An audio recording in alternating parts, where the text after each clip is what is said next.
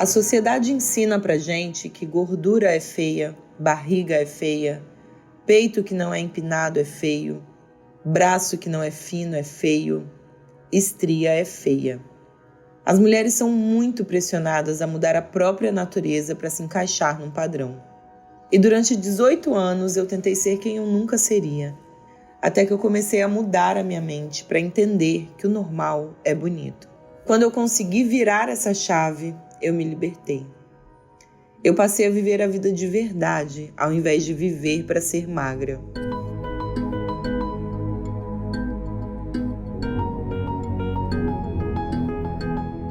Letícia Muniz é modelo, apresentadora e ativista de um movimento chamado Body Positive. Ela se maltratou física e psicologicamente, tentando alcançar um corpo impossível para o seu biotipo. Quando Letícia se aceitou como é, ela embarcou numa jornada de autoconhecimento e de autocuidado que hoje inspira uma legião de seguidores. Conheça essa história de identificação, aceitação e liberdade de Letícia Muniz. Eu sou Geise Diniz e esse é o podcast Plenai. Ouça e reconecte-se.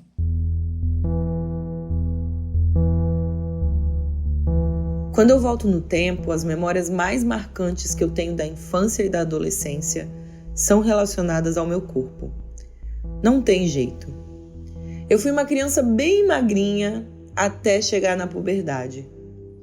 Aí eu menstruei e o meu corpo começou a se desenvolver. Eu ganhei coxa, bunda, peito, braço, mas a cintura continuava fina. Então, eu saí de Olivia Palito, que era como as pessoas me chamavam, para falsa magra. E eu cresci ouvindo isso. A essa altura, eu já sabia o que eu queria fazer da vida: ser apresentadora de TV. Mas não demorou para eu perceber que eu ia ter um problema para realizar meu sonho. Nessa época, a mídia massacrava as mulheres que não eram extremamente magras dentro de um padrão considerado ideal. Em casa, eu comecei a ouvir que eu precisava emagrecer. A pressão vinha de todos os lados, até da escola. De tempos em tempos, na aula de educação física, os professores pesavam a gente para calcular o IMC, que é o índice de massa corpórea. Aquilo era um sofrimento para mim. Hoje, eu tenho 1,68 e peso 98 quilos. Na época, eu devia ter uns 60 quilos. Eu não era gorda, eu só era grande. E ainda assim, a recomendação desde aquela época era de que eu deveria emagrecer. E essa junção me levou a odiar o meu corpo desde muito nova.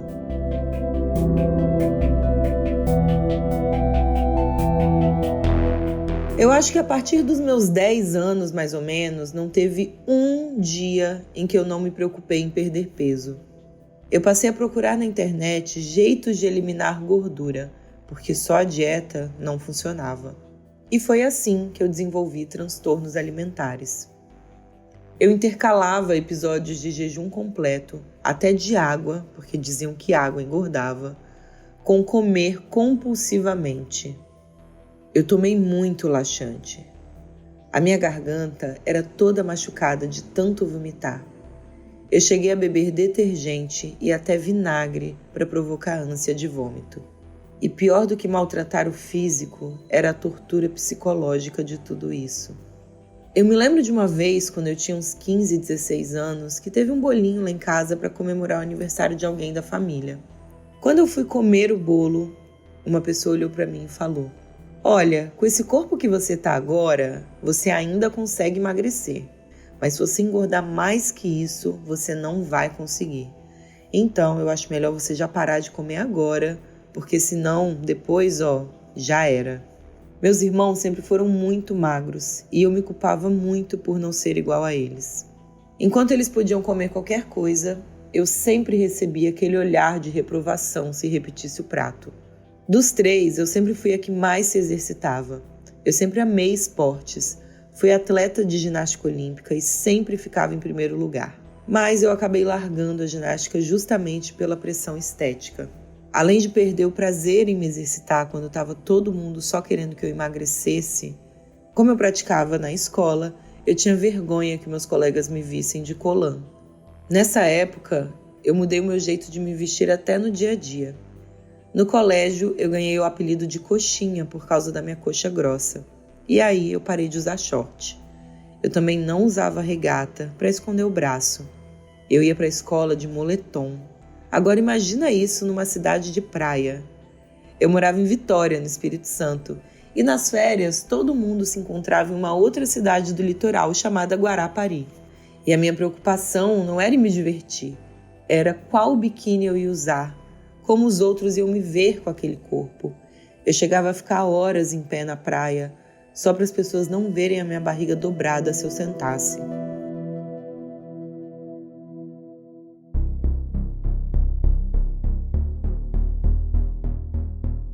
Quando eu terminei o colégio, eu fui em busca do meu sonho, ser artista. Com 21 anos, eu me mudei para São Paulo para fazer faculdade de rádio e TV. Eu conciliava os estudos com trabalho, freelas e um curso de apresentadora no Senac. Nunca sobrava dinheiro, mas às vezes eu dava um jeitinho de fazer aula de teatro também. Nessa época, minha qualidade de vida caiu demais. E como eu tinha muitos gastos, eu só podia me alimentar com comida barata e que enchesse a barriga. Não tinha como comprar salada nem fruta. Era pão, biscoito, salgado, miojo. Eu engordei, obviamente, e foi ainda pior, porque agora tinha a pressão da carreira. Eu já fazia testes de figuração em agências de publicidade nessa época. E aí, quando eu engordava, eu parava de me alimentar. E aí tinha o desmaio, mal-estar, fraqueza, dor de cabeça. Eu deixava de sair com os meus amigos porque sair significava beber e comer. Então eu ia engordar. Às vezes eu fazia uma dieta líquida.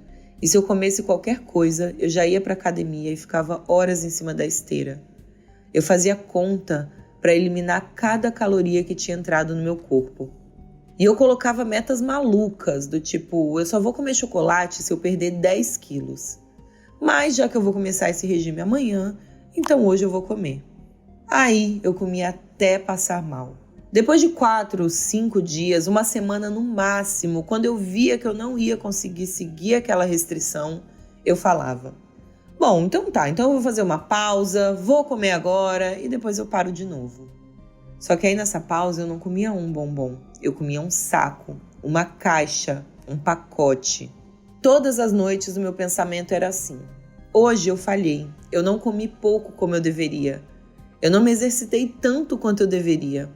O que eu posso fazer amanhã para emagrecer por hoje e por amanhã? Emagrecer era sempre o meu primeiro pensamento ao acordar e o último antes de dormir.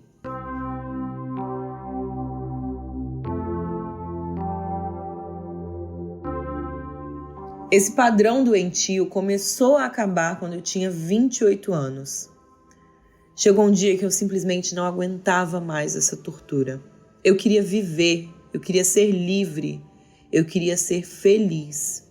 A chave para minha mudança foi descobrir no Instagram o perfil de uma modelo americana chamada Ashley Graham. Eu acho ela muito parecida comigo.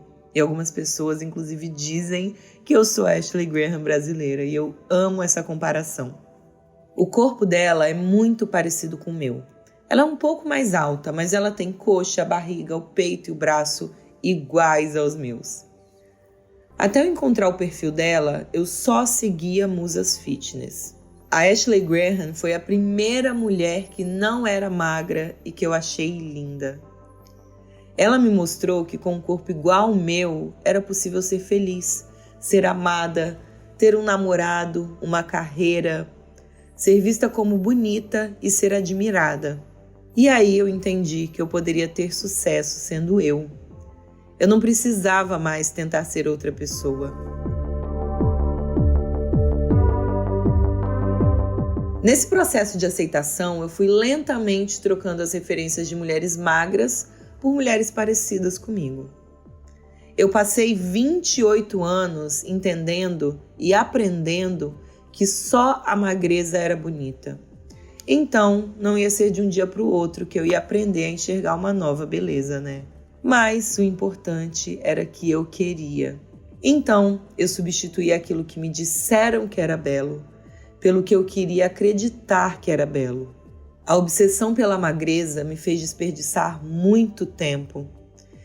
Por mais que eu estudasse para ser apresentadora e atriz, a minha maior preocupação era emagrecer.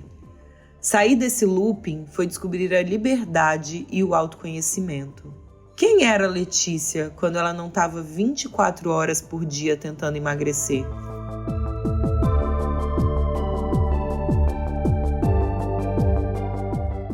Eu comecei a compartilhar as minhas descobertas no Instagram.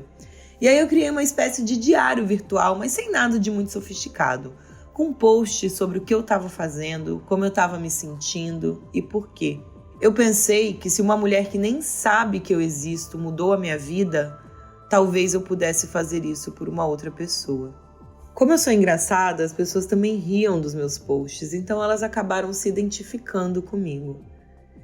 Eu sentia que elas não tinham com quem falar sobre a angústia de não se sentir confortável na própria pele. Às vezes é mais fácil conversar com quem você não conhece, porque essa pessoa não vai te julgar.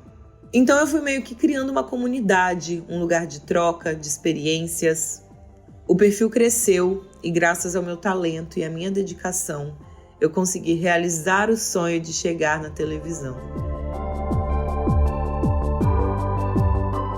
Nessa busca do meu autocuidado, eu encontrei uma endocrinologista maravilhosa que entende o meu corpo para muito além do IMC, para além do meu peso. Eu tenho hábitos tão saudáveis que eu chego ao ponto de ser chata com isso. Eu fui criada por vó, então eu gosto de comida saudável, eu gosto de jiló, de legume, de verdura. Eu amo fazer atividade física e fico até de mau humor se eu não fizer. E hoje não é pela caloria, eu não tô nem aí pra caloria mais, mas porque o exercício muda o astral do meu dia. Eu fui entendendo também que se amar não é sobre se achar bonita. Hoje eu tenho esse rosto, essa pele, esse cabelo. Daqui a uns anos eu não vou ter mais. E aí, eu vou me odiar? Vou ser infeliz? Eu entendi que beleza não se resume à aparência.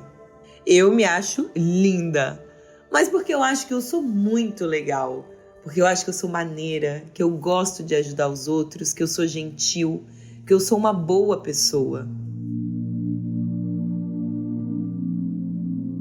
Eu não consigo todos os dias acordar para fazer algo só por mim.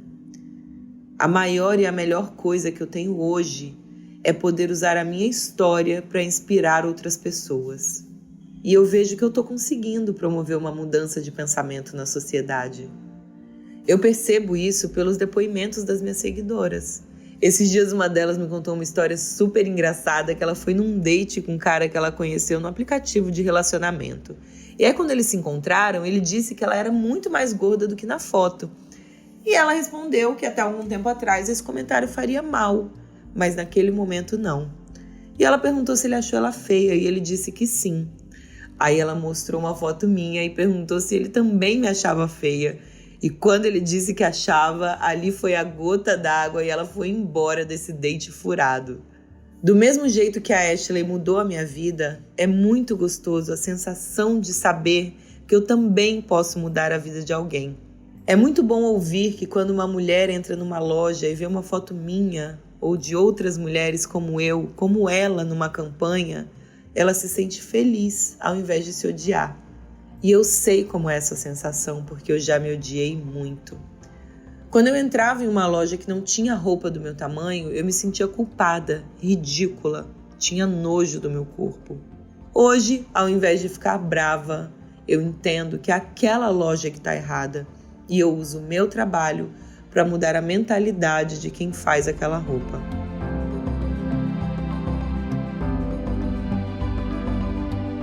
Uma outra seguidora um dia me falou uma coisa muito linda que eu nunca vou esquecer. Ela disse que a minha liberdade libertava ela. E essa frase resume o que aconteceu comigo 5 anos atrás. A liberdade de alguém me libertou.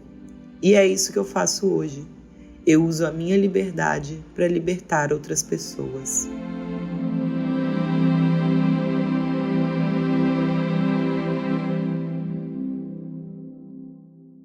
Nossas histórias não acabam por aqui. Confira mais dos nossos conteúdos em plenai.com e em nosso perfil no Instagram, @portalplenai.